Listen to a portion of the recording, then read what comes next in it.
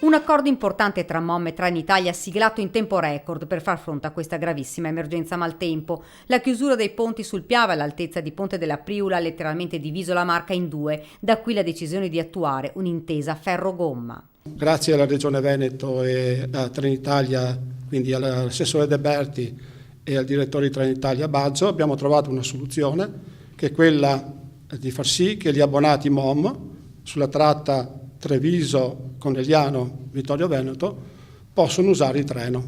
Quindi tutti gli abbonati MOM, senza avere aggravi particolari, possono decidere se usare la gomma oppure usare il treno. Gli abbonati MOM possono utilizzare tutte le stazioni intermedie da Treviso a Vittorio Veneto, quindi Lancenigo, Spresiano, Susegana, Conegliano, Sofratta e Vittorio Veneto. Questo è un accordo importante di interoperabilità. Io che ho qualche anno di esperienza nel trasporto pubblico, questo accordo qualche tempo fa era praticamente impossibile. Adesso, grazie ai nuovi attori, sia in Regione che a Trenitalia, siamo riusciti ad averlo in pochissimo tempo. La viabilità negli ultimi giorni nella zona di Ponte della Priula è andata completamente in tilt con traffico e code, una situazione che andrà a peggiorare lunedì con l'apertura delle scuole. Ovviamente il bypass rimarrà chiuso, quindi gli autobus MOM hanno dovuto trovare percorsi alternativi. Due le linee interessate, la 135 Montebelluna-Conegliano e la 120 Treviso-Conegliano-Vittorio Veneto. La linea 120, che è quella della dorsale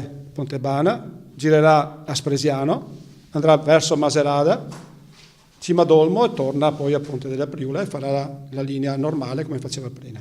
La 135 si attesterà anche qua, non potendo passare Ponte della Priula, a Spresiano. Spresiano passeremo davanti alla stazione, quindi c'è la possibilità di usare il treno per chi lo vuole, e poi farà la stessa strada per Maserata, Conegliano, Maserata, Cimodolmo e va a Ponte della Priula e Conegliano. Lunedì si parte, ma già nella giornata di martedì il personale di Trenitalia e di MOM avranno il compito di verificare l'efficacia di questi provvedimenti ed eventuali correttivi. La prossima settimana sarà importante anche per avere una tempistica sulla sistemazione e riapertura del Ponte Bailey, anche se si parla di almeno un mese.